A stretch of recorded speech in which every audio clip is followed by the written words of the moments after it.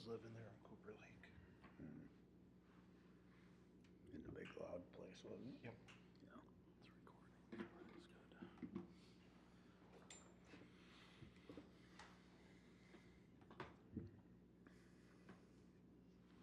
That's good.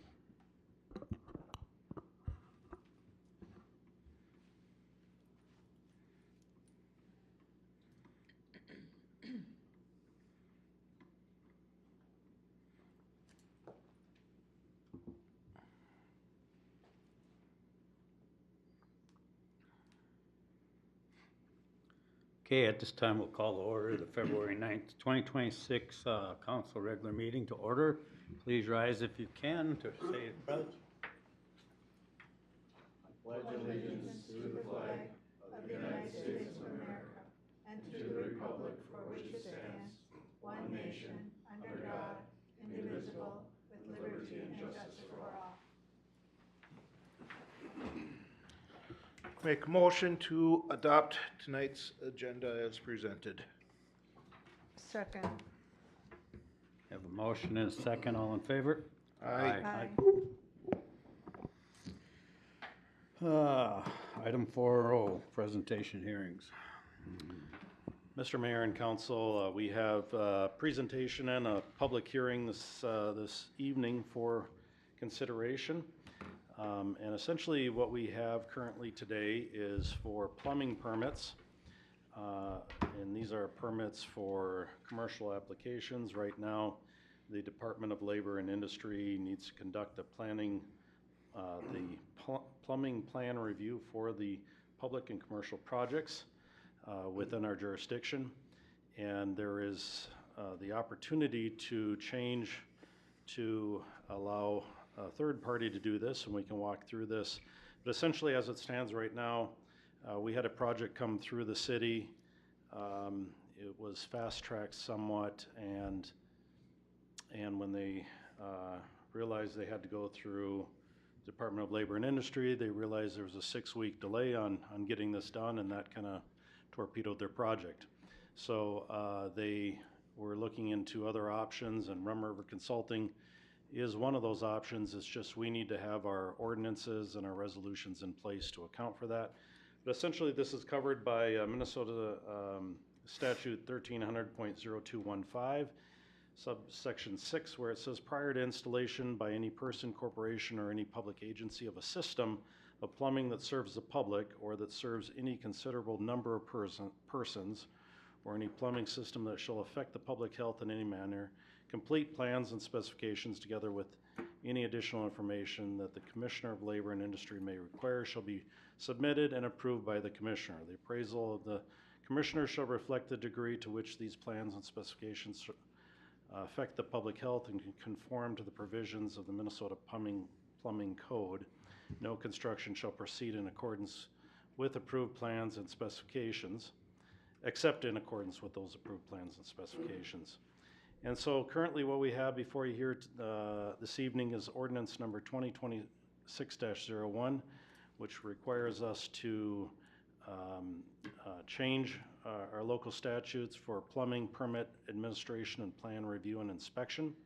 We have a resolution amending the 2026 fee schedule for plan review and plumbing permits, and resolution 2026-07 approving the agreement for the Minnesota Department of Labor and Industry plumbing plan review.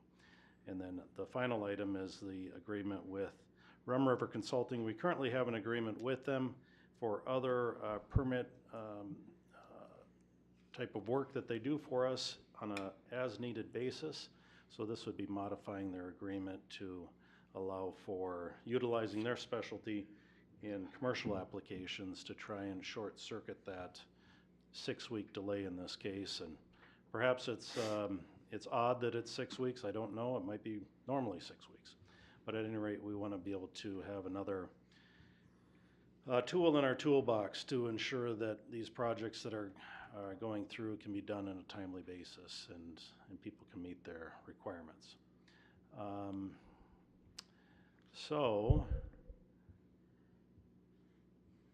we have the background information here as it relates to obtaining special delegation for the City of East Bethel. We have to take several steps to formalize this delegation, including the approval of the ordinance as indicated, to offer local plumbing plan review services, the endorsement of an application and submission of an agreement with the state of Minnesota, the establishment of local fees, and ensuring that designated representatives of the municipality are eligible to perform the local plumbing plan reviews. We did touch on the cost on this. There is no cost to the city. There is a possibility of generating additional revenue for those plans and a review of those plans and permits. But aside from that, I will turn it over to you, Mr. Mayor, for a public hearing in case there's anyone in the public that would like to comment on this. Okay, at this time, we'll open a public hearing for administrative changes to the processes for building permits. Anybody want to address the speaker, come up here?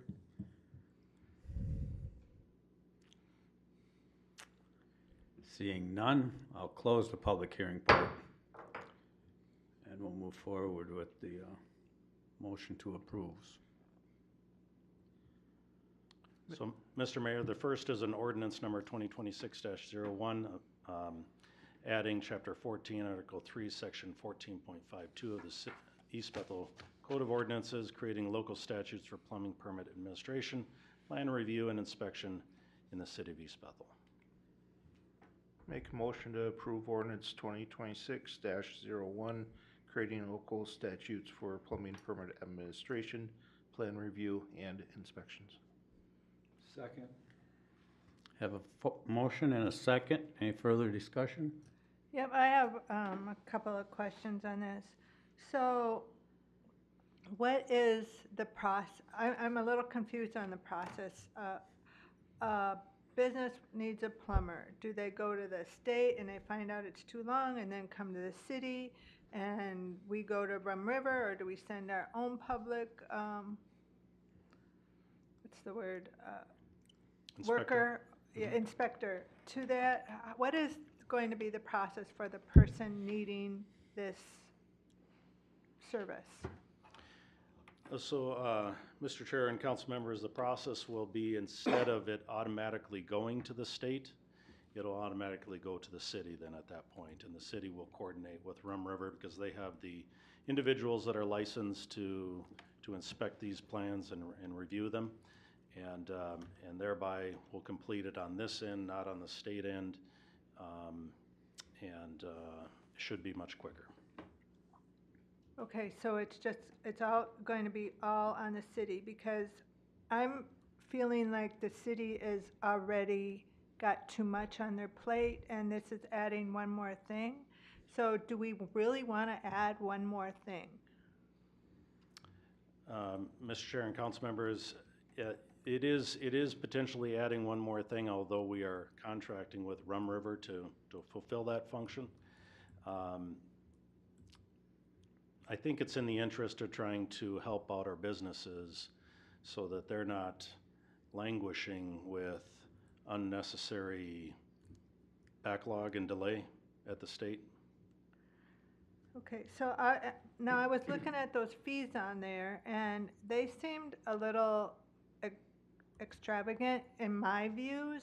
Now I'm just wondering, is it higher than what they would pay just going to the state? Is it the same? Is it less? I have not compared both of them, but I believe they're consistent with the state.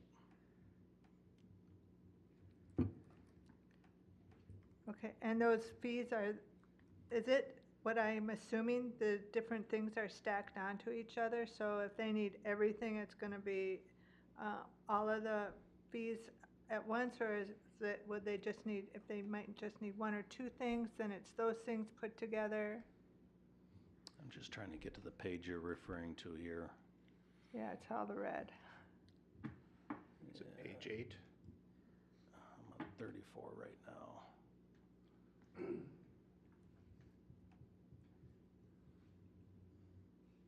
So permit fees are based on valuation, so that'd be no different. Yeah, page 8. Right there, okay. Yeah, page 8 has it listed as they are in, or as it would be in the city fee status, but what you're referring to, it's, I think the same fees just laid out in, I think, a contract with Rim River. So they pay the city this and then we pay the contractor, or they pay the contractor? I'm sorry, they, The business that's using the service, the fees are paid to the city or they're paid to the contractor? the contract is with Rum River and the city, so they would pay it to the city. And then the city reimburses the contractor? And the city would pay the contractor for their work, yes. And then, so how is the city going to make a profit? Well, I think that there's some work that our inspectors can do, and there's some work that we would rely on Rum River to do. And so of the work that the city would be doing, there would be revenue generated from that. Keep in mind, this is for commercial. We don't have significant amount of commercial coming through, at which point we'd have to consider either exclusively using Rum River for all of it, or potentially kicking it back to the state at that point. But right now, given the numbers that we have, it's reasonable to bring it in. Okay, and then my last question is, should this not be going as we planned, would be the process to rescind it, or just remove the ordinance, or? Yep. Okay, Yep. that's all I have. Any further discussion? We're doing this to prevent 6-week or lag time, correct? So if we get in the event, we're actually protecting our businesses and looking out for anything that could happen potentially down the road. Right, so Mr. Mayor and Council Member, the prior project that I referred to you was a small project that probably wouldn't have taken more than a day to review. And the backlog was 6 weeks before they could even get to it. So creating a major problem. I think they were up against freezing ground and things of that nature that they just did not have the 6 weeks to deal with. They were going to lose the project. So they had inquired as to why we weren't set up like similar cities that Rum River works with, and it was a good question, which led to this evening, is that there's no reason why we shouldn't have this in our toolbox in the event that we need it to help our businesses. Are there any other companies locally that do this, other than Rum River? Not that I'm aware of. Okay, thanks. Any further discussion?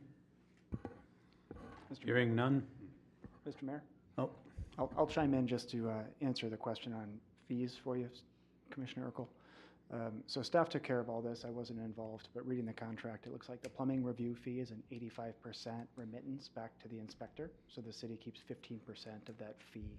Okay, And there are similar remittances for different building service inspections. So I think the standard inspection was 80% to the provider, 20% to the city. But those are laid out within the contract, so you can see how much the city will get to keep. yeah, but I was trying to compare it to what the state was charging, because would the state do about the same thing? Because I didn't work on this, I don't actually know all the details, but I can tell you that DLI has a schedule up on their website that shows what the fees are based on a percentage of cost. And I guess I can't on the spot confirm to you that the fees are all consistent Okay. with that DLI schedule. All right. It still looks like a pretty good deal. okay, with that said, we have a motion and a second. All in favor? Aye. Opposed? None heard, motion passes. Resolution 2026-06. I'll make a motion to approve 2026-06, amending the 2026 fee schedule to plan review and plumbing permits. Second. Have a motion and a second. Any discussion? Hearing none. All those in favor? Opposed? None heard. Motion passes. Resolution 2026-07. I'll make a motion to approve 2026-07, approving the agreement for Minnesota Department of Labor and Industry Plumbing Plan Review. Second. Motion and a second. Any further discussion on that one? Hearing none, all those in favor? Aye. Opposed? None heard, motion passes. And on the agreement of the building official services, Rum River Accord Consulting.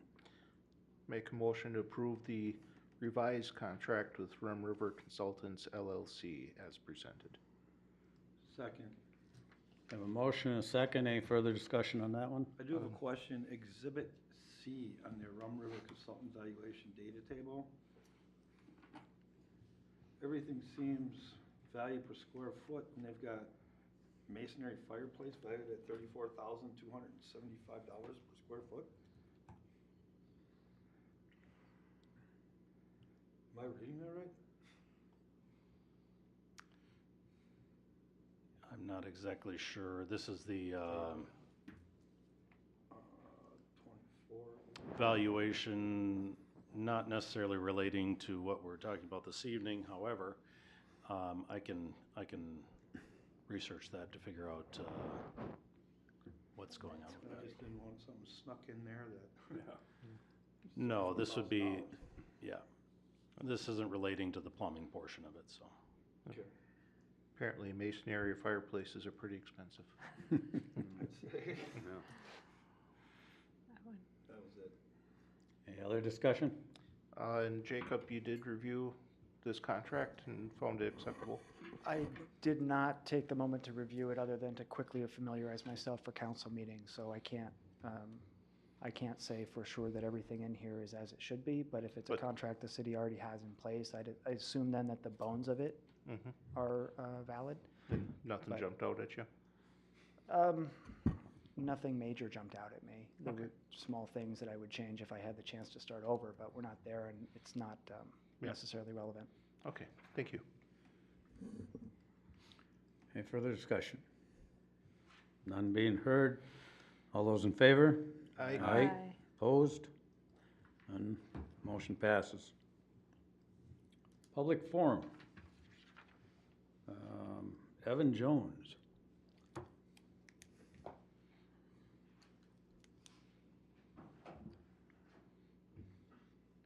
Hey there. I put my name on the sheet because I'm applying for a conditional use permit. Are all four of you part of that group? That's correct. Okay. We'll just wait till we get to that group then. Okay, thank you. Consent agenda. Make a motion to approve the consent agenda as presented. Second, I'd like to pull item D, G, I, and J. I wanna pull C. So I've got C, D, G, I, and J. Correct? Yes.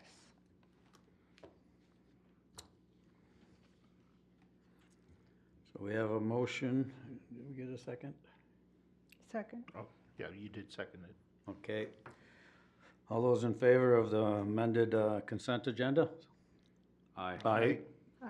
Opposed? None heard. Item C.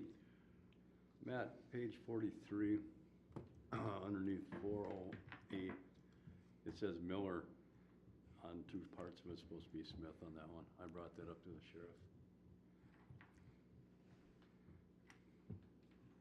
On page 43.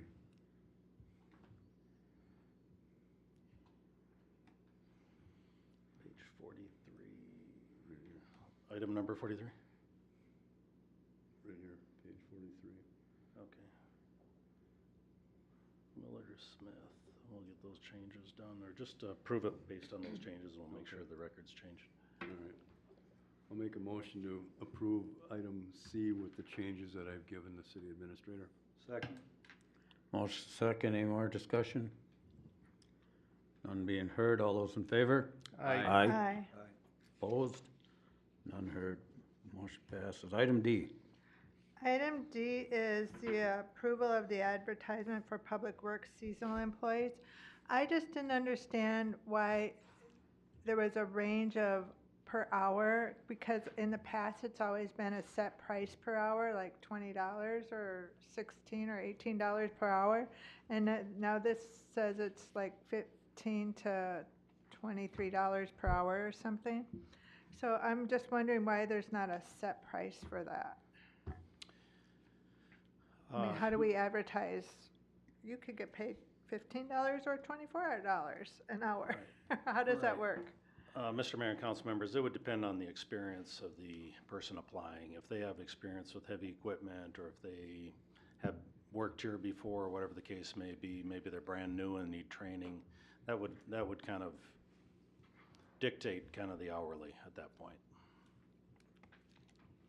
And so no matter what, they're gonna get $7,000? So they're gonna work less if they're getting $23 an hour and more if they're getting $15 an hour? No, I would say with experience, we would utilize people with heavy equipment, perhaps, more specialized experience than somebody that just runs a mower, perhaps, to give you an example. Well, that didn't exactly answer my question, because the total allotted funds are $7,000. So if we hire somebody at $15 I an see hour, what you- are they gonna work more hours than the person hiring at $23 an hour? No, I think 7,000 is the amount allotted. Yeah, Think of it up to 7,000. If they work at $15 for 40 hours a week, if we only spend 6,000, we'll have $1,000 left over in that fund. okay. Does that explain it better? And if they're making $23 an hour at 40 hours a week, it might exceed 7,000. Well, it's up to 7,000. Okay. All right, I'll make a motion to approve item D in the consent agenda. I'll second. We have a motion and a second. Any further discussion? None being heard. All those in favor? Aye. Opposed? None heard. D passes. Item G. Item G is the approval of temporary construction easements for Viking Meadows development, and we just got this multi-page packet tonight, so I'd like to make a motion to table this so that I have time to go through it and read it and see what this is all about, because I sure didn't have time to do it tonight. I really dislike getting things that we have to vote on at the meeting. Yeah, Mr. Mayor and Council, this was emailed out. However, I had the attorney that was working on this, trying to finalize the information for this evening. I'm wondering if we can have Jake kind of run through the specifics and for approval. That would be great. Okay. All right. Thank you, Mr. Look, Mayor, Council.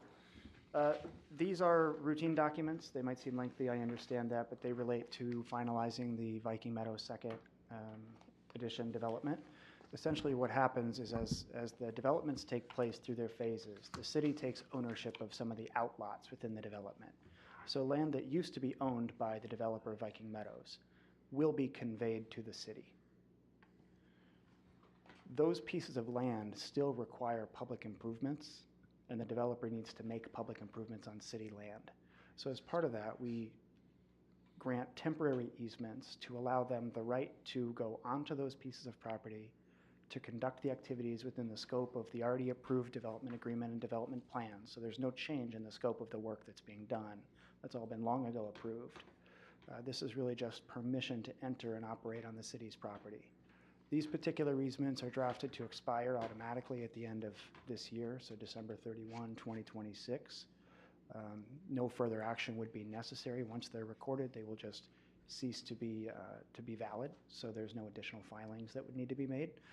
That being said, we all anticipate that there will be a Viking Meadows third edition, and so if, goodness, I'm wrong here today and there is a need in a year or a year and a half from now to make adjustments, we can do that as needed.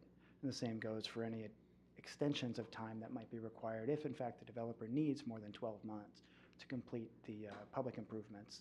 Notably, we're talking about stormwater connections, infiltration, water, the conveyancing of stormwater as they connect into the wetlands on outlots A, B, C in the second phase, and then B through F in the first phase. Though I understand some of the work has been done already, this just gives you a blanket permission to enter.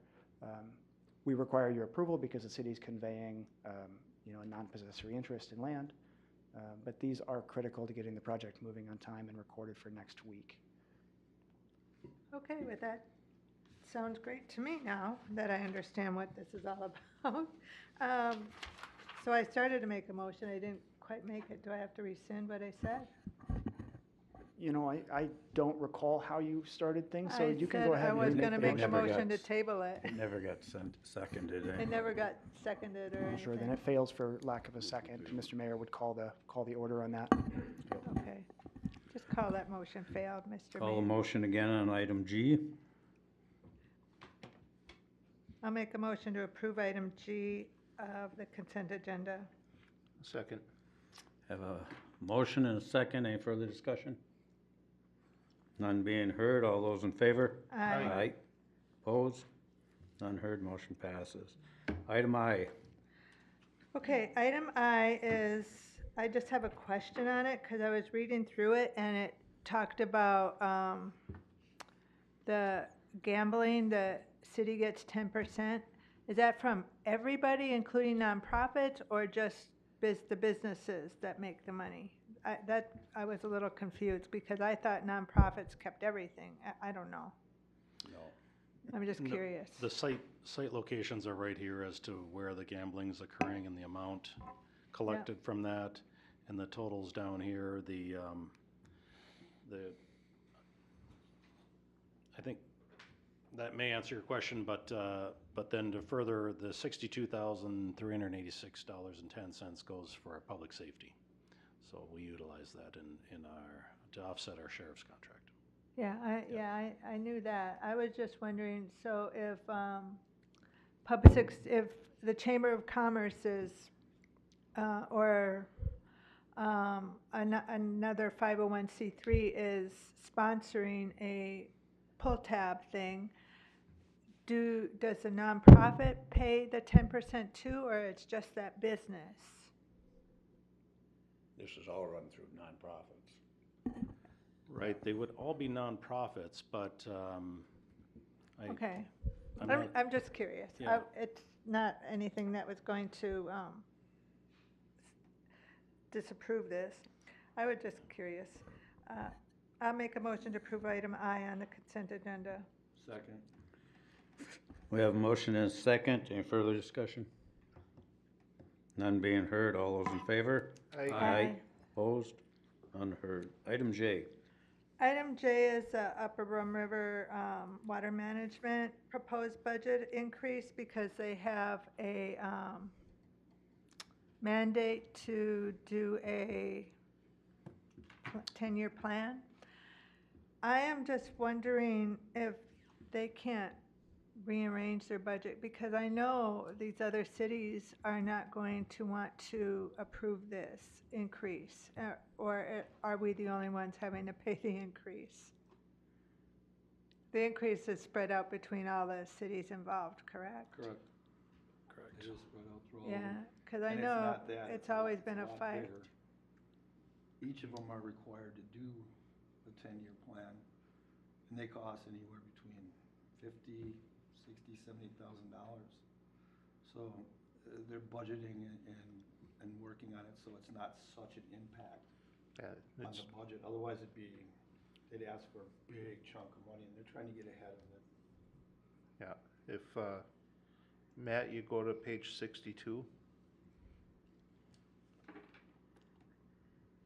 Yeah, right there.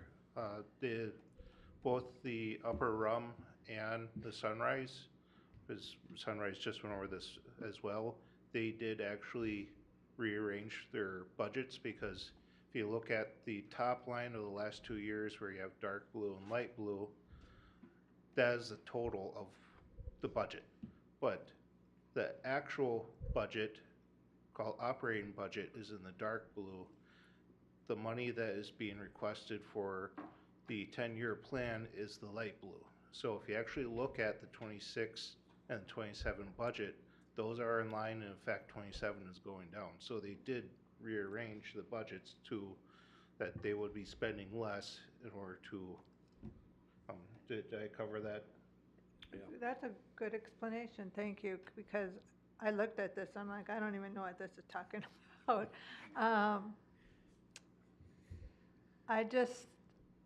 I like that they're doing that. I'm just concerned that the other cities are going to not approve, and then we're gonna have that problem that we've had in the past.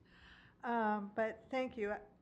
I just feel like this is more unfunded mandates from the state, and it's just not right. But that's my piece, and with that, I'll make a motion to approve item J. Second. Okay, we have a motion and second. Any further discussion? None being heard. All those in favor? Aye. Opposed? None heard. 7A, concept plan review of Friday Stables Estates.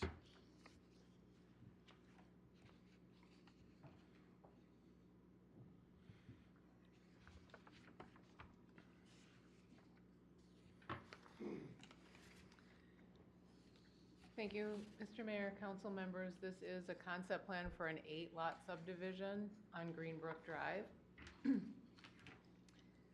The Todd Christensen, on behalf of MC Land Holdings LLC, has applied for the concept plan.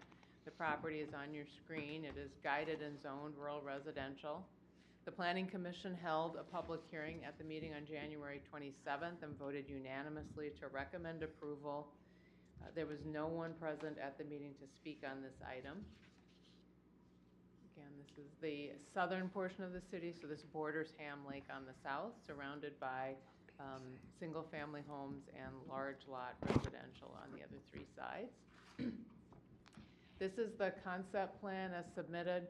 There are 3 lots butting the street on the north and 5 lots here. One of the things I would note is that the lots do meet the lot width at the lot line, but do not appear to necessarily meet it at the setback line, which our code requires that you meet the lot width at both the lot line and the setback line. So we did include in the draft resolution just a condition that the applicant dimension that to ensure compliance when they come back for preliminary plat, if you recommend approval tonight. So based on the materials in the staff report, we do have a draft resolution approving the concept plan with that condition that they ensure compliance with the minimum lot width requirements. Again, it does generally appear to comply.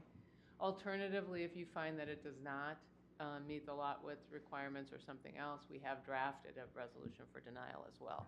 But again, the Planning Commission and staff do recommend approval, and I'm happy to answer any questions. So I actually have a bunch of questions, but my first one is something I'm not quite understanding. This is rural and it's zoned rural, so, and this discussion came up at the Planning Commission. It's supposed to be 2.5 acres, but these are 2 acres? Is that what I understood? Or these are? I think maybe the issue was that you can't have a density of more than 1 per 2.5, and it does comply with that. It doesn't comply with the comp plan, which says 1 per 10, but our code does allow these lot sizes in this district. So it does comply. The only thing that was perhaps not in compliance was the 200-foot minimum lot width, which it does show compliance at the lot line, but doesn't show a dimension at the setback line. So is it supposed to be the setback, or is it supposed to be the lot size? Yeah, our code's a little unusual. It requires it be that dimension at both the setback line and the lot line. Then he has to cities do pick that. 1, but you pick 2, so he has to show that they comply at both spots. I think they need to comply with the setback with both of them. The other thing was, there was a resident that complained about the traffic at, what is that, 183rd? They say they have a really hard time getting out of there as it is. So I was just a little concerned about the number of driveways coming in off of that road and impeding that traffic issue. You're right, that was after the public hearing was closed. The chair did allow a resident to speak. I apologize. This is a county road, and so Anoka County has reviewed it and has provided preliminary comments, but they will absolutely have another opportunity to comment at the preliminary plat stage, and will have to issue permits for the driveway. So they, generally their comments, which are in your packet, They didn't have any, they would always rather you not have accesses onto the road, but they didn't have any particular objections. And are these gonna have to be paved driveways, or? I don't think the applicant is here tonight, but what he indicated is he's a developer, so he will plat the lots and then sell them to individual homeowners. So at this time, I don't know. Given the price of the lots and the expected price of the homes, I would expect they would have paved driveways, but I don't know at this point. Okay.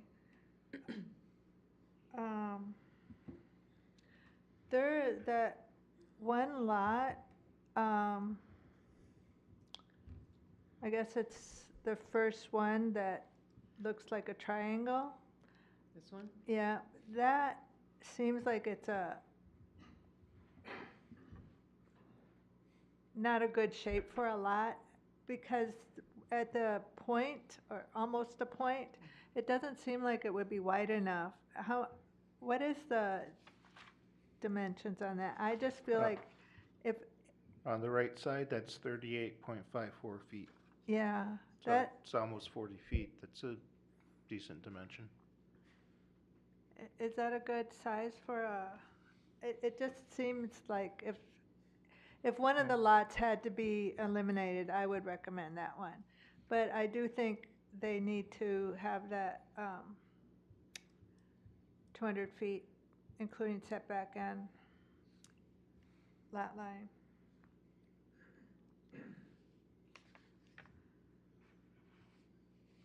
And that's all my comments. I read in here that we're gonna have two type of houses, one in the 500 range, one in the 700 range? Is that, Yeah, I mean, I think what he said at the planning commission is he's still working through that, but that's what he said, yes, in his narrative.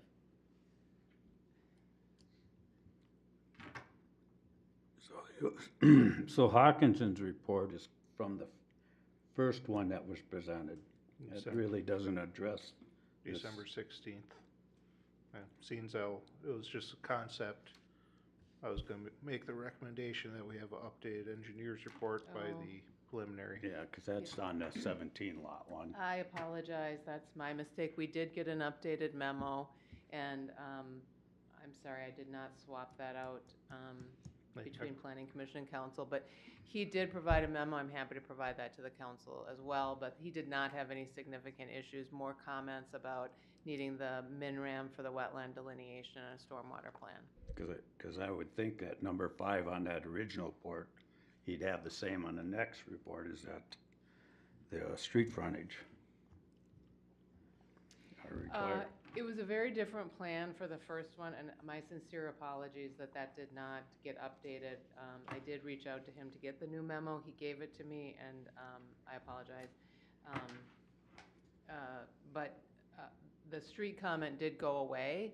The previous plan had a cul-de-sac coming down here. Right. So I will share that with Matt, and he can share that with the council if you'd like. But he did not have any concerns about this plan other than comments about stormwater, wetlands, and requirement that the county obviously issue the permits for the county road. Okay. Any other? So I'm wondering if we should table this or just deny it, if we want him to come back with that 200 feet modification. 200 feet for which, Yeah, so the draft resolution does, either option. The approving resolution approves with the condition that he comply with the lot width requirements. The denial resolution is based on the fact that he hasn't shown compliance. He certainly understands what he needs to do for lots 5, 6, and 7, in particular where the concerns are, but that is up to you, Mr. Mayor and council members. yeah, essentially on the concept plan phase, if there's any big issues, this is for feedback. We don't actually even have to approve or deny it for him to go to preliminary. So if there's a 200-foot setback items that you want to see addressed, make it known, and we can still approve it. The concept plan is really just for feedback purposes. It has no legal bearing, correct me if I'm wrong, Jacob, no legal bearing for if we approve or deny or not even vote on it, that it would not hinder providing a preliminary plat. You're correct, Councilmember Bundle. They just need to come and seek a concept plan, and it is very useful to have an approval. Yeah, that makes sense, Suzanne? Yeah.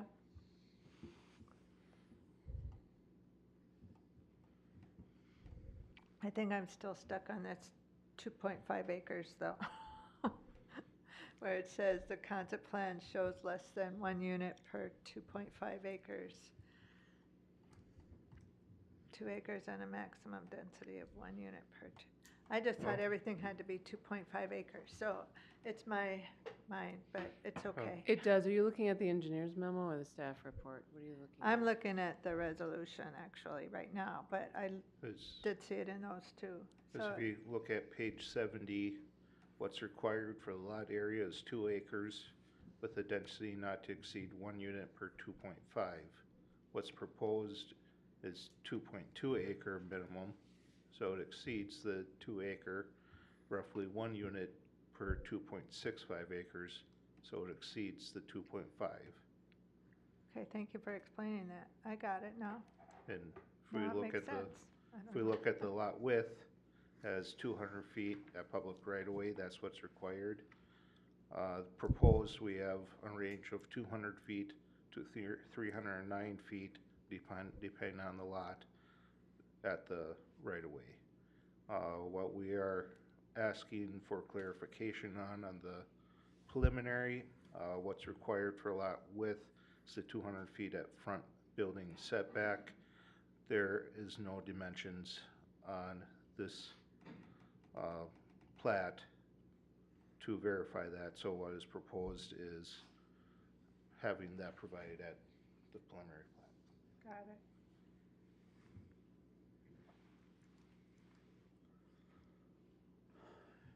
Any other?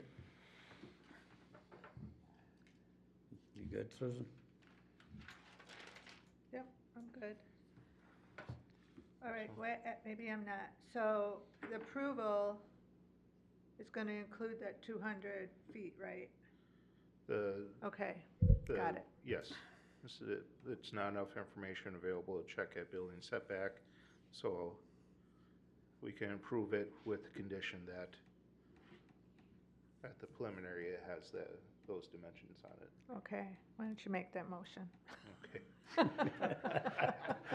I'll make the motion for recommendation with the condition that at the preliminary plat stage, that the plat shows the dimensions of 200 feet or more at the building setback.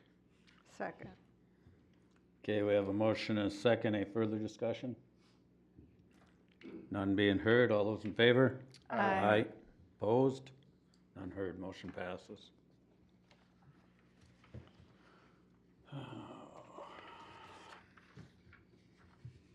Item 2, conditional use for cannabis microbusiness.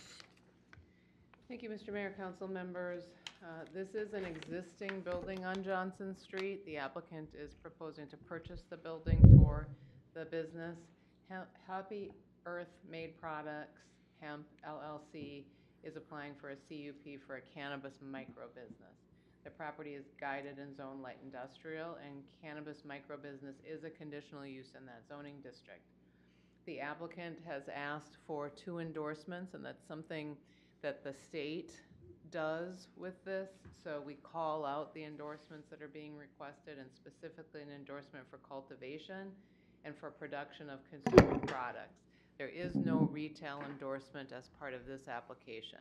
So there will not be retail on this site. You've seen some recently that are retail. This does not have a retail component. Employees only on the site. The Planning Commission did vote 4-1 to recommend approval of the request. The packet includes the floor plan for the micro business, so you can see the different activities taking place on site. The ordinance includes 10 standards for a general CUP approval, and Chapter 30 of the ordinance includes specific regulations for cannabis. And staff outlined in the staff report how this application does comply with those items. And as council has seen cannabis businesses come forward, you're familiar with the fact that the city needs to approve the business first before they can get licensed by the state. Staff does find that the ordinance standards have been met, and we've prepared a resolution with findings of fact and conditions of approval. And option 2 would be to deny it, but this is a conditional use permit. You would have to outline specifically which provisions of the code have not been met. So again, staff does recommend approval. We have a draft resolution with conditions and findings in the staff report. Happy to answer any questions, and as you heard earlier, the applicant's team is here tonight as well. I have a question. Are we 100% sure that Galaxy Gymnastics is no longer in business to the north of them? I don't have any idea if Galaxy Gymnastics is in business to the north of them. I don't believe so. I believe they long moved out and that different ownership now is of that building. I just want to make sure, because once I punch that out, you know, we have buffer zones. Yeah, Last thing I want to do is, you know, pop a good business that wants to come here next to a place that is catering to minor children, basically as in their gymnastics program. And if you look it up on the website, it seems like they're active. But driving by there today, I know you drove by it today too, didn't you, Jim? Yeah. I couldn't tell, okay? And I don't want to waste anybody's time, but resident children come first. Yeah. And if it's no longer there, then I don't have any issues. I don't think Galaxy has used that building for 10 years or better, and I drive by there weekly. There is no, generally the owner kind of blocks entrance to it, and times when I have driven by, that they have the garage doors open, that for the gymnasium, call it portion, that is full of vehicles. Okay. So, I would 99% sure, without looking it up, say that Galaxy is no longer operating Our records gymnastics there. do not show, our analysis show that it is not operating there, so certainly that is what our records show. It is based on current status, so we don't believe, based on the records that we have at City Hall, that they're operating in that business. Okay, because when I looked it up on Google Maps just to check the area around it and see what was there, that's the thing that popped up right next to it, and I said, hang on a second, we gotta check this out first. So if it's not running, then we're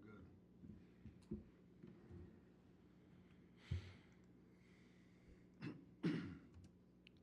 Any other discussion? Yeah, I got a question. Does this have to be a CUP? I wanted to look at some. Does it have to be a CUP? This application has to be a CUP because that's the way our ordinance is written. And Jacob can correct me. I don't believe that we needed to require CUPs for micro business, but that's what we chose to proceed under. Mr. Mayor, Council, Ms. Lindahl, you're putting me on the spot here, but I tend to agree with you that it is because of our code requirements and not because of any overlying requirements by the state. So it has to be. Correct. Because of our code requirements, it needs to be a CUP. Because I'm just thinking it's like a CUP, and I'll just say the business comes in and they happen to fail. I don't want them to fail, but it's happened before. Then that means with the CUP, if another business wants to come in, they gotta be the same business, correct? No, that is not correct. The way a CUP works is that it conveys the right to operate a particular type of business on the property. And in this case, that right would extend in the event the applicant did go out of business at some point in the future. It would extend for up to 1 year, assuming no activity took place that was related to the approved activity. So in this case, cannabis related businesses. A subsequent user does not necessarily need to be a cannabis business. It could be any other user that would comply with the zoning district.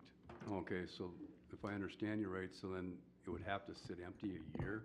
No, let me start over and say, what the CUP does is it opens the door to allow a future user to operate a cannabis business here, as long as they comply with the general temporal requirements regarding expiration of a conditional use permit. They don't exist forever if they're not being used. Okay, so but then another business could come in that's not related to that? Another business could come in that is not a cannabis business and Okay. operate as long as they met the zoning requirements, which Ms. Lindahl would help analyze. Thank you. So, Mr. Mayor, could I just clarify something? And what I wanted to pull up was the code, just because you threw me on the gymnastics thing, which I don't think is there, having driven by it. But our buffer requirements don't apply to a gymnastics facility. They apply to a school property, a daycare, a residential treatment facility, a public park, or other cannabis businesses. But if the business itself is catering to minors, okay, I don't, you know, it's like a special use or intended for youth only kind of business. I think that's something we should really think about down the road. Well, that's something we could look at in the future. I think that's why I was sort of looked stunned when you asked me the question, because I have driven by it. I don't think that's in there. But that is not the measure today. And it does comply with these buffer requirements for these 5 items. Mr. Mayor, Council, I'll add on to that and say some communities have taken an extremely aggressive approach to regulating buffer zones. And so we are unsure whether they'll survive challenge, but I think to the point you're trying to make, Councilmember Miller, some communities have said that if it attracts children at all, that the buffer could be applicable. We just aren't sure if the courts will agree with that at this point. Well, I don't see how it's any different than a playground, but that's my opinion on it. I've got a granddaughter or granddaughters, and I tell you what, I wouldn't take them to gymnastics if it was next. Now, nothing against the business whatsoever, but I'm thinking about them first. But I do think that some cities also have what they call special, I know there's something special written in there for youth activities or businesses that cater to youths. Mr. Mayor, council member, I think that that's exactly what we have in our code in section 30 of the zoning ordinance is regularly used by minors, including, for example, a playground or an athletic field. In this case, we are dealing with a non-retail establishment. So it's essentially an industrial use inside of an industrial building. Right, but if you read the paperwork, it says somewhere along the line that they could come back and ask for that to retail. They have the opportunity that they could. That is correct. The type of license they're applying for through OCM does have that capacity. They would still need to receive endorsements, and the city retains its, currently the city would have to treat that application for a retail endorsement the same as we have it today, but cities do have the authority to regulate at the endorsement level as stated by OCM. Our code does not go into that level of detail right now. Yeah. That would be something we could explore in the future. And as Ms. Lindahl had said, at a later date, maybe it makes more sense to evaluate buffer zones with regard to endorsement type.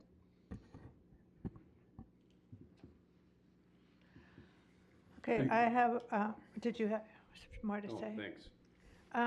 At the planning commission, the commissioners recommended they put extra fencing around for security, and which I kind of agreed with in my mind, not orally there, because I'm thinking about how crazy people are getting these days. So can we insist they put like chain link fencing for extra security around there?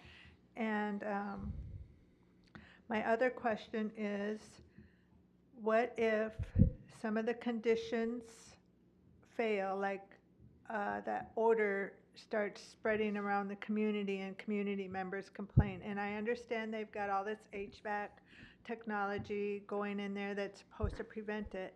But what if it doesn't? Are we gonna be in court for years fighting these people like we have other businesses in this city, with fines and letters and, just all this repetitive stuff? Are there stipulations in there that they must shut down immediately, or we can lock them out of their building or something, to stop it if that happens? So a couple things. The Planning Commission recommendation did not require fencing. We had a conversation about it, but it's not a requirement of our code. Okay. And again, this is basically an industrial use. That's what it's going to look like, and I think the applicant talked a little bit about how the site functions. Everything's internal to the building, and we could think about whether it's easier to get over a fence or into a building. But that is not a condition in our code, nor was it a condition of the Planning Commission. And the applicants could talk about their business operations a bit. The other thing that we did talk about is the smell. I mean, I think people are very legitimately concerned about the smell of cannabis production facilities. So is the state. So the state does have very strict standards about the HVAC system that's required. So it's important to the state and to us that we don't have the smell that I smell driving down the road every day on the way to work from people's cars in our neighborhoods. And so they have a complicated system of an HVAC system, a UV system, and something else I'm forgetting. If it is smelling, we would treat it like any other code violation. We would probably elevate it to the State Department as well to notify them. We don't have the ability to shut down a business, but we certainly can get on the code enforcement issue very quickly and pull in the state as well, because it would be a violation of their approvals with us and with the state. So how long will the residents have to live with that smell until it gets resolved? That's gonna be a problem. Yeah, If the HVAC system doesn't work like everybody thinks it's going to. Yeah, I mean, if the HVAC system fails, I don't think anybody will be more motivated to get it fixed than the owner, because that's a critical part of their operations. But code enforcement issues do take some time, but this is something that I think is important for them to keep their license with the state and their conditional use permit with us. So they could maybe speak more to that process, but again, I think is something that we have a problem with any business. I don't want fast food restaurants' HVAC system to fail either and be smelling that stuff. So this has a more restrictive set of governing rules than any other business I'm aware of in terms of the HVAC system in the state.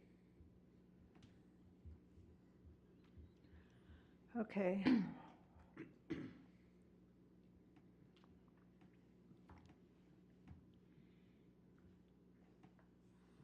Well, I'll make a resolution to approve resolution 2026-11, a resolution granting a conditional use permit for a cannabis microbusiness located at property located at 23773 Johnson Street Northeast.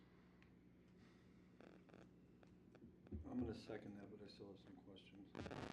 Okay, we have a motion and a second. Any further discussion? The group is here, do you guys know what kind of, you talk about HVAC system, what are you guys gonna be using? You gonna be using some sort of charcoal filtration system or something that we can count on? The answer is yes. Please state your name and address, please. My name's Evan Jones. I live at 2565 Kiwani Way in Golden Valley. And the answer to your question is yes. We will be not using a forced air system. It will be recirculating in each room. So we won't be forcing our air directly out into the neighborhood. There's also a UV system that will be, the air that does bleed out will be filtered through the UV system, and then an industrial carbon filter on top of that. No, I didn't notice what type of growing. Are you guys gonna be doing hydro growing? Are you gonna be growing in ground? It'll be soil. Soil? Yep. soil in benches. So are the people who are working there subject to inhaling some of this stuff, or everybody's safe? Yeah, inside the building, it will be pretty smelly, but the vapors tend to not to harm so much. You have to actually ingest the product itself or combust it.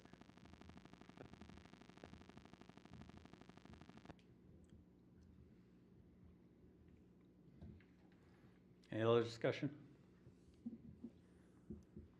I'm just going to make a comment on a personal issue. I'm not in favor of any of these cannabis laws that came into the state. I feel like it's against my Christian belief.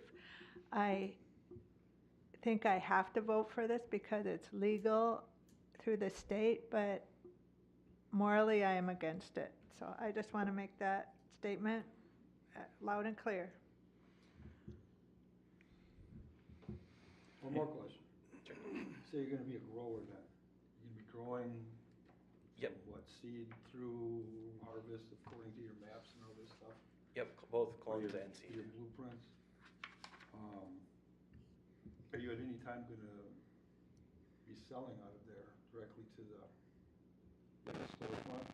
No, we do not plan to upgrade this facility to be any kind of retail. We plan for this to be exclusively cultivation. And then what do you do with and it? some light product manufacturing and pre-rolls, which does not require any caustic chemicals. Have you done this before? I personally have not on a commercial scale, but our team is very experienced in this field. Then where does it go from your place? We sell directly to businesses, directly to other retailers in the state. So are you guys making gummies and all that stuff, or just? We're just cultivating flower. There's Okay. no plans to manufacture gummies. Okay, so you sell it to the gummy makers and the CBD people and all those people, okay. Exactly. Yep, they can refine it if they want, or just sell it as flower in their establishment, as long as we are following the OCM guidelines. Got it. Anything else? Okay, we have a motion and a second. All in favor? Aye. Opposed? None heard, motion passes. Thank you. Thank you. Fire department.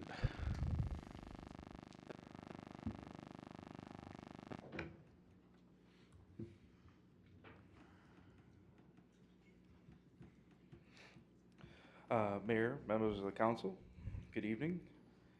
Good evening. Usually we do these kind of updates at the end of the month. However, I feel that we've hit a significant milestone.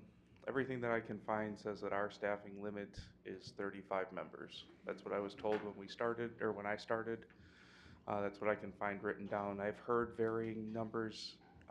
However, with the hiring campaign that was started in April, we have hit that number. We're actually at 36 members, including myself. And we have one person on a waiting list to get into our fire department.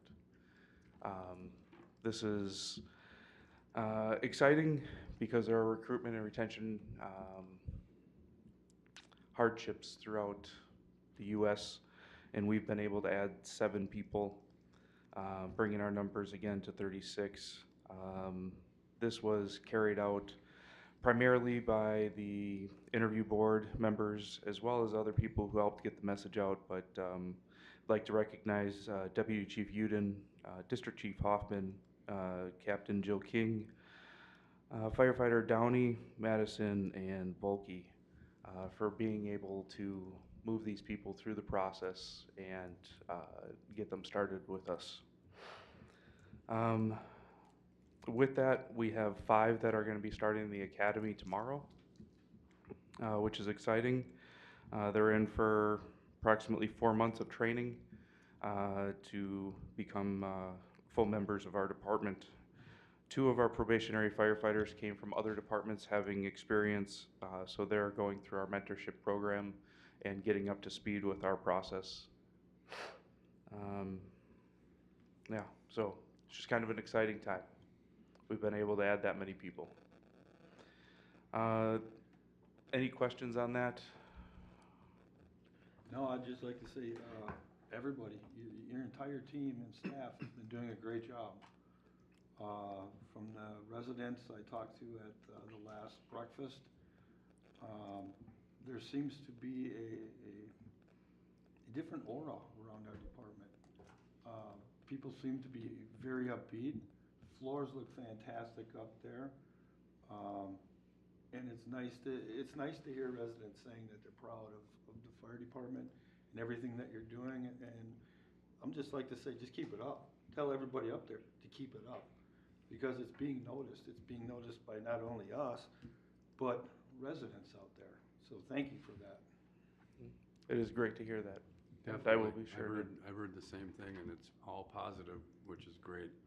For a while there was very negative, and you've definitely did a great job turning it around. Thank you for that. It's been a team Thank effort. you. It has not been only me.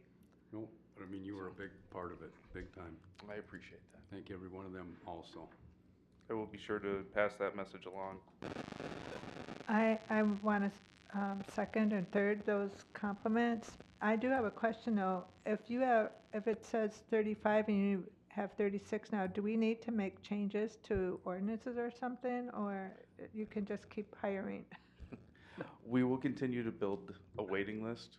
I do intend to come back before council and ask for an increase in that number, so that if we do have people that are willing to step up and support our community in this effort, that we can get them onboarded and get them going. I think that would be great, because that makes sure your shifts are easily filled.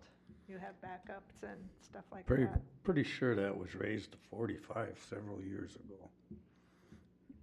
And I guess we just have to find the documentation on it, because I know it was.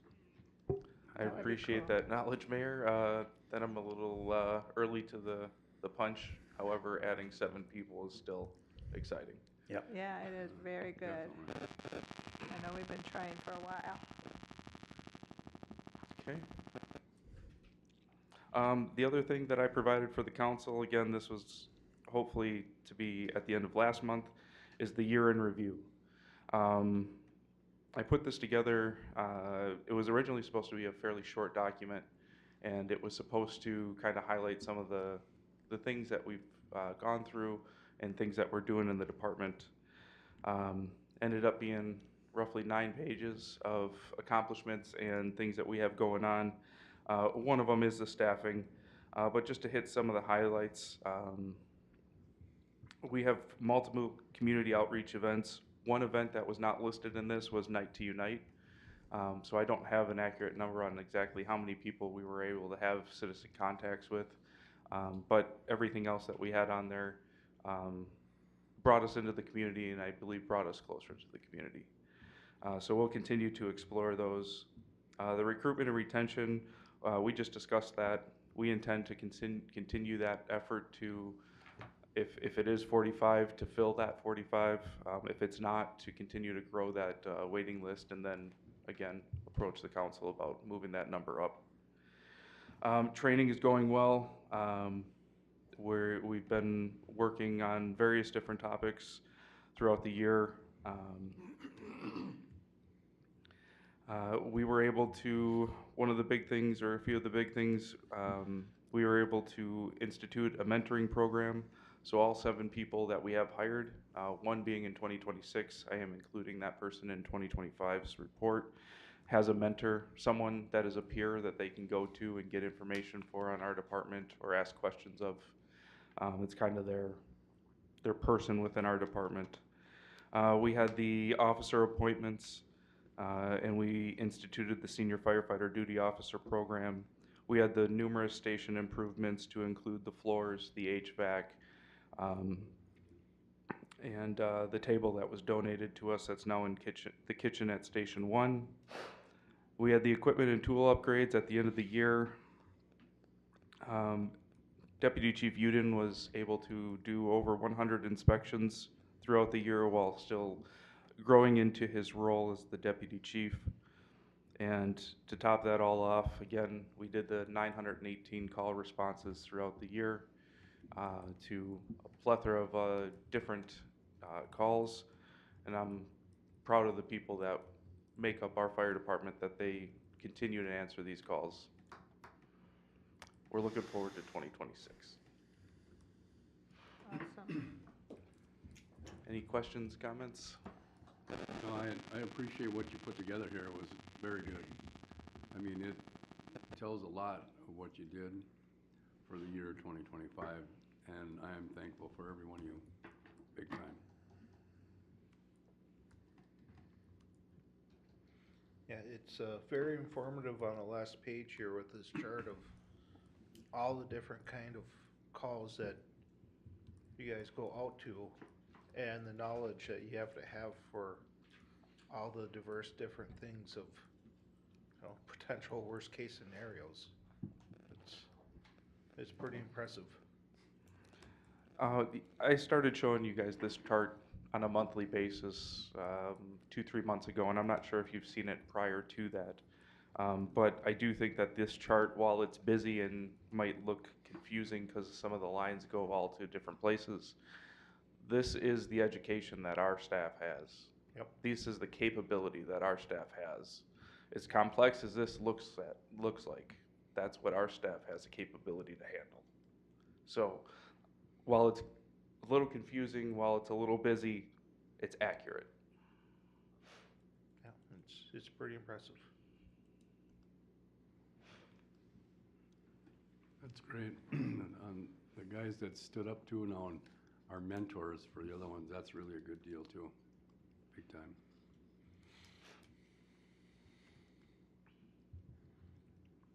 Thank you, sir. Thank you all for your time. Look forward to our next report. See you in a couple weeks. Staff reports. Mr. Mayor and Council, just have a couple items I want to update you on. First of all, I just want to also thank the chief for an outstanding turnaround, shall we say, of this department. I know when I came on board here, I would say 25 to 50% of my time was fire-related issues. And so we kind of set out on trying to find a person to fill this position that was going to be able to step up with a culture change and earn the respect of the firefighters and lead them. And that's precisely what Jeff has done. Jeff, awesome job. And it's ever changing, right? I mean, it's not, we got there and we're done.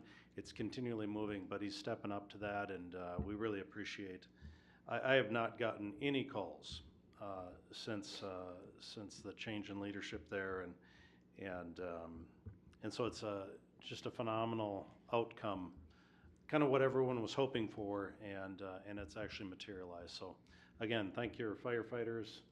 You guys are doing a great job. We appreciate it.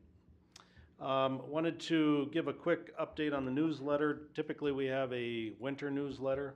We're in the process of changing to prime advertising. There's some work that has to be done in getting this all set up.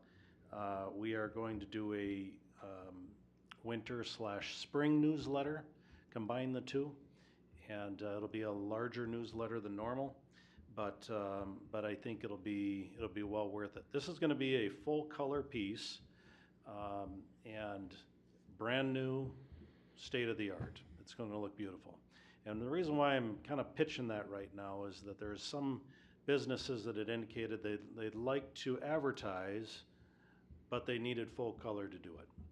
And so now that we're kind of stepping into this full color, we would like to circle back with these businesses and try and get them on board with advertising. This will help defray some of the costs, but also this will be new and fresh. And everybody will see this. It'll have a lot of impact. So any businesses out there that may be watching this evening or maybe hearing later, this is the time to get on board. because this will be, everyone will be reading this newsletter. This will be high impact.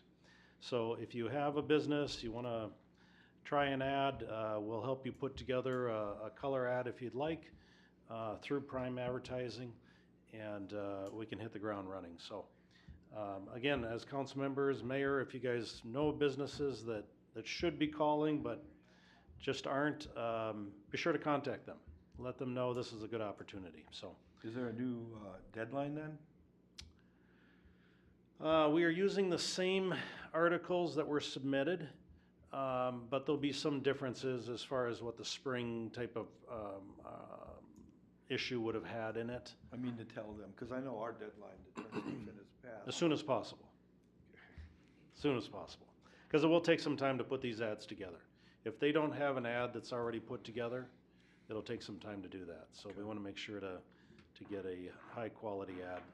Do you know what the pricing is gonna be? I mean, if somebody wants just to put a business card, a quarter page, a Yep. half page? Yep, we have pricing on all that, and Carrie can walk them through that pricing, amount of time that they want it reoccurring, that sort of thing. So all that is can be worked through with a simple phone call. So happy to help out on that. Okay. Also wanted to just say on a positive note, if you haven't noticed yet, the senior center has been repainted. So that was a request, I believe, of the prior council. Wanted a paint done on that, and we finally got around to getting that done, freshened that up in there. So now the flooring is the last thing that we may want to address at some point. But right now the walls look beautiful. We have a gentleman from our Public Works that is an excellent painter. Did the inside here, did everything, and did a great job over there too. So Yeah. that should be done, and we'll see if people notice it maybe, when they go to their next dance. And then the final thing I just want to indicate is we have a lot. We're kind of feeling spring in the air. People are optimistic. One thing that isn't optimistic is our roads and our driveways and our parking lots. They are taking an absolute beating right now.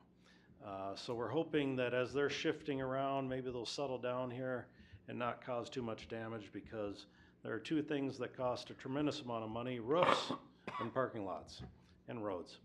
And so hopefully we can get through this winter without too much damage out there. Otherwise, we're going to have to come to you for some dollars to try and replace some of these items, and they get quite costly. So, at any rate, that is my update. Unless there are any questions.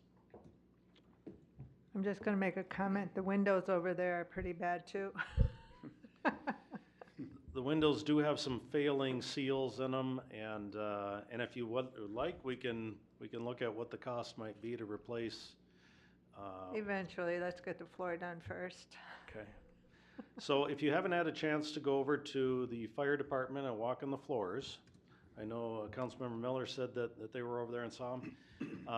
This was kind of the idea we were thinking for the senior center as well, but that's up to you guys. I mean, there's floor paneling in the kind of the training room, right? There's the luxury vinyl planking that was put in there, and then there's the actual adhering the polymer. Or it's not really an epoxy; it's a different product that was put down there. But that's an option too. So we initially had that quoted out. I think for the senior center is around $35,000, maybe something like that. And flooring is very expensive. Labor to go into it is also expensive. But whatever goes down there, eventually we want something that's going to last a long time. So. And they just want to choose, the colors or whatever options are available. They want to have options. They don't want somebody just to go put something in there and then they'll complain. So if they could choose. You know what they say about cooks in the kitchen, but anyways. Yeah, exactly. So, at any rate. All right, council reports. I got a couple things. First, on our next agenda, I'd like to get some dates pulled together for a spring town hall meeting in April. Important. And then second, I got some good visuals from one of our projects that the Sunrise River WMO has been working on for ditch 20. Let me get into that here real quick, bear with me.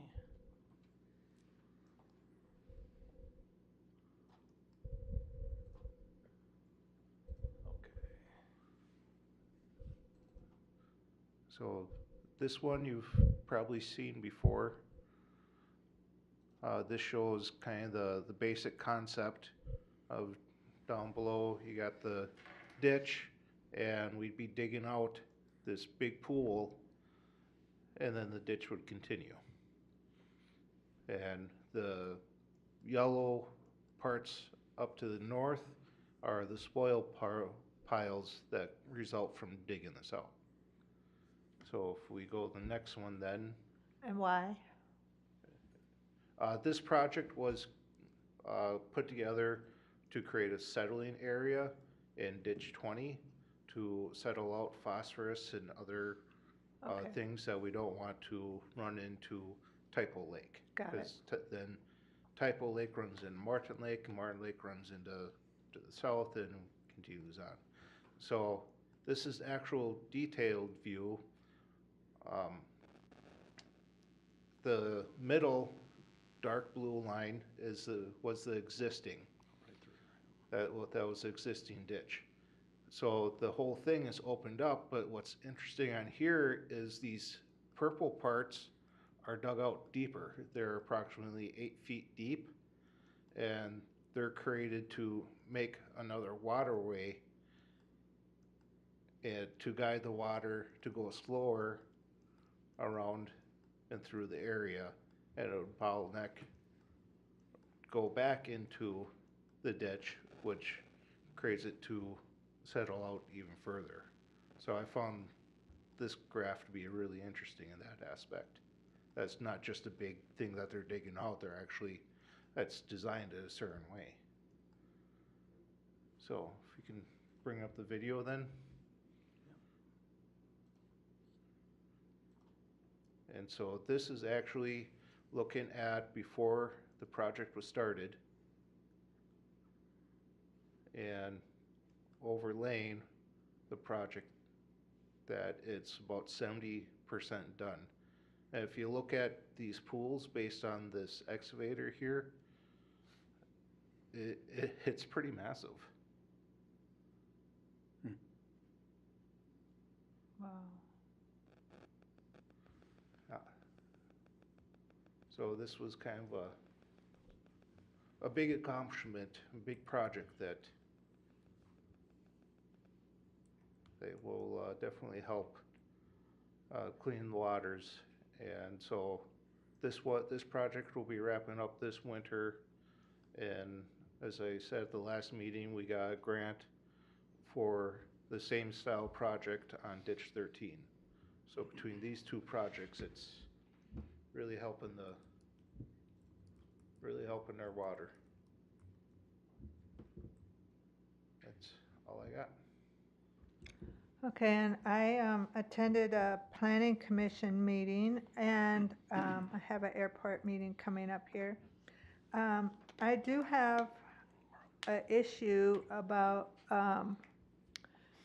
the resident who,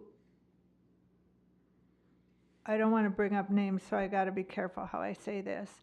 There was a resident that somebody complained about their property, and they've been in court. They just went to court. However, I was under the understanding that the last council said to stop this entire process with this resident. And when you look at the resident's property, it's not nearly as bad as the person across the street. And they feel like it was, the complaint against them was because of a political sign they had in their yard, because why would they complain about theirs and not the people across the street? And how do we prevent something to be a complaint that's just a vengeful thing? Yeah, it's ordinance violation, but every neighbor on that block, every house on that block has ordinance violations, and we pick on that one person, and that one person goes to jail for an ordinance violation, and you see other people get away with all kinds of stuff and never go to jail. So I really have a problem with that. I'm wondering, was there a second complaint after the first complaint was dismissed? Was that dismissed from the previous council? What happened with that? Mr. Mayor and Council, yeah, this has been an ongoing issue for, I'm going to say 4 years, maybe, something of that nature. And there are multi-level structures that were not permitted. There was junk in the yard. There was all sorts of things. And yes, we are a complaint-based community. So one person gets a complaint, the neighbor has the same thing, doesn't get the complaint. We are not actively going out saying, well, we're here on this complaint, and you guys too, we'll just get you while we're here too. Council can change that policy if they would like. We can definitely go out and start policing neighborhoods. But right now, the way it currently stands is we are a complaint-based community. When we receive a complaint, we have a process for sending out X number of letters, X number of fines. When all that is no longer, if that's not being heeded, if they're not correcting the problem, then it comes back to the council at that point, and you can decide if you want to prosecute. The prior individual that you're referring to, it was decided to prosecute, and that prosecution has gone through. And quite honestly, there was jail time, and that was served, and the property remains the same. So the real issue that we're dealing with here is criminal prosecution is not necessarily the right vehicle for fixing these issues. Civil is probably the better approach to this, and what I mean by that is abatement. That when there's a complaint and there's an unwillingness by the property owner to remedy the complaint, at that point, in an abatement scenario, the city moves in with a contractor, they abate the property, they put the cost on the property owner, or on the taxes of the property owner. So I think that's the ultimate goal. Ultimately, when we send a letter out, we want compliance. You know, clean up what you have, take down the structure that was built without a permit that's, who knows if it's safe or not, or whatever the case may be. In this particular case, there's electricity going to it and everything else. So there is some public safety issues that are going on there. And we need compliance. So far, on the criminal prosecution side of things, that has resolved itself. We can start the process over again. And we can go through all the letters and everything else and get to the point of jail time again. And unfortunately, there's an unwillingness to comply with city ordinance. So I know that you've received letters from this individual. I know that there's been threats. I know that there's all sorts of things out there. We are doing what we have to do by code. If we do not follow up on this, we probably can't follow up on any of them. We shouldn't have codes then, as it relates to this. But the fact is we do need to enforce our codes. And unfortunately, when you have parties that are indignant, you don't necessarily have a great scenario at that point. Other times, and I would say that's, I don't know what the number is, 1 in 100. You know, the other 99 comply, you know, but there are those that, there are 2 or 3 that stick in my mind right now of years upon years upon years of no resolution. And it angers neighbors. You know, if you have a neighbor that wants to sell their property and you know, a prospective buyer comes by and sees, you know, all this garbage, they're probably not going to buy in that area. You know, it's going to impact prices. So it can be a very serious scenario that has financial ramifications to you know, people that have nothing to do with it. Can I ask you a question on that note? This is referring to one that's been ongoing forever over on Coon Lake, okay? Okay? Where you have an individual who just doesn't want to, okay? The last thing I want to do, or we as a city, is want to go in there and put all this stuff in storage and then have to pay for it to clean it up. I mean, I believe people should be able to do what they want within reason with their yards. But does this process plan through or play through where he either pays his fine, does some jail time, and we're still back to square one where nothing's been touched? Yep. So are we missing something in our ordinances that aren't making them enforceable, or is this everywhere? Like in other cities, I mean, granted, it doesn't happen all the time, but you are gonna run into this, and we have. Other cities have had to use the abatement tool to get the end result that they want. Generally speaking, people don't want to do jail time, you know, and the threat of jail time from the courts would kind of encourage them to fix the problem. I agree. But in certain circumstances, it doesn't faze some folks, evidently. Yeah. Very frustrating for our code enforcement people, I will tell you that. I think it's very sad that somebody went to jail and you see all these other people get away with stuff that's way worse. But I was under the impression that people, the one that I was talking about, and I think the one in Coon Lake, have serious health or mental issues. I know that one. And we're not really physically able to take care of everything that was supposed to be taken care of. Is that what your impression is, or your impression is different? Well, Mr. Mayor and Council, I can't comment on the mental issues. I couldn't validate that up or down. I say that because the courts Right. gave them permission because they had not crazy, but they had a diagnosis. Yeah. So what I will tell you is that in an abatement scenario, the city would contract with a contractor to come in and clean it up. They can contract with a contractor to come in and clean it up. So you may be physically unable to do it. You can contract with somebody to do it for you. That's not an impossibility, and yet they refuse to even do that. So it's, I don't know of any better word than indignant. They drew a line and no way. And city's not going to tell me what to do, or whatever the deal is. And it's an unfortunate position because we don't want to be in that position either. You know, we want to be able to tell people, here's actually the code. We can't have this. Understand? Okay, you know, great. Most people understand.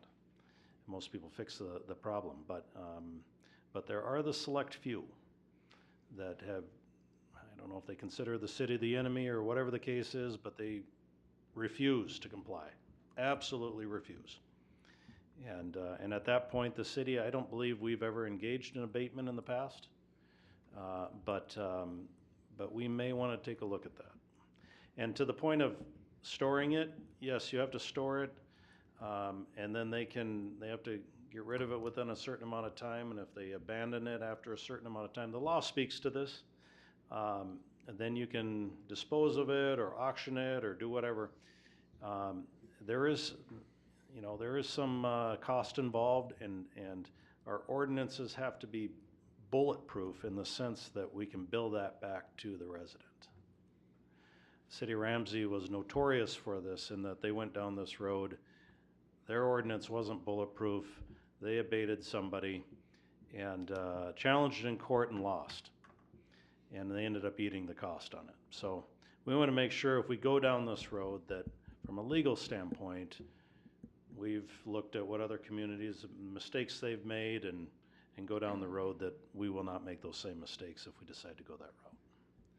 But you're absolutely right. It's a gloves off approach.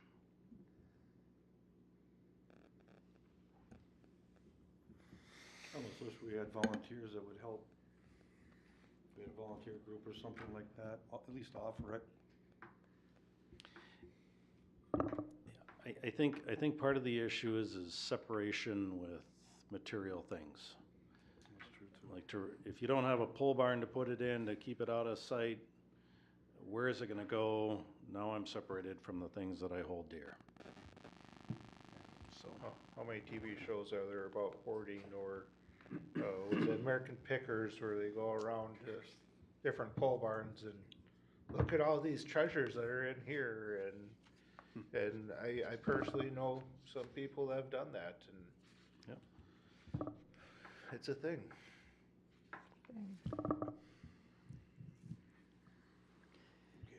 Anybody else? Hearing none, Mayor, say, Mr. Mayor, I Yep. know you guys had asked me for a report from the city attorney office, so I figured I'd just give you a quick okay, few While we're seconds on here. just what we've been working on here. So, briefly, we've been working on mostly the land use and real estate work. We've got the Viking Meadows project that's going to be wrapping up here, second edition next week. Hopefully, fingers crossed, everything goes smooth. It looks like it will. We've been looking at several cannabis-related ordinances and approvals, which is a new thing for the city and takes a little bit of work to figure out how those regulations work.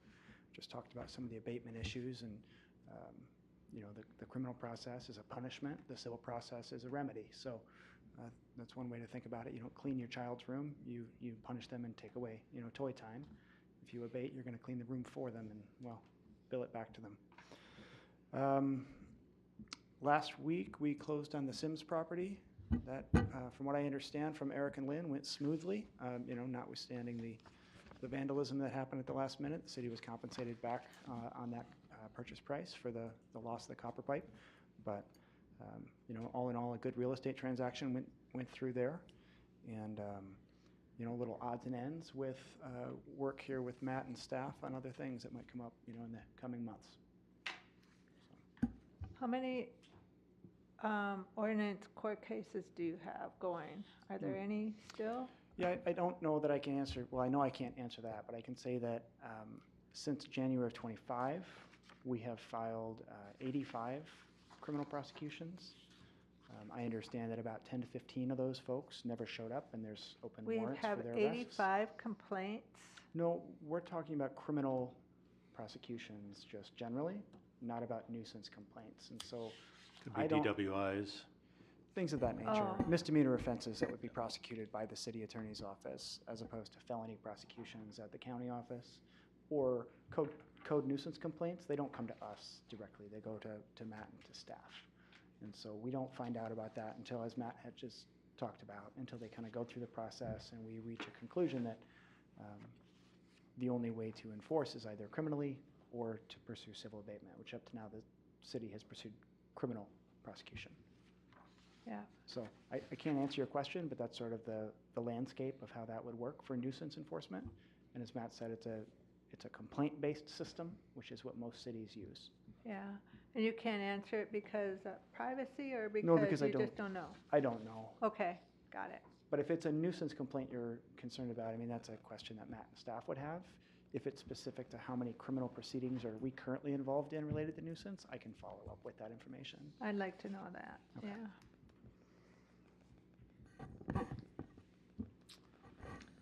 all right.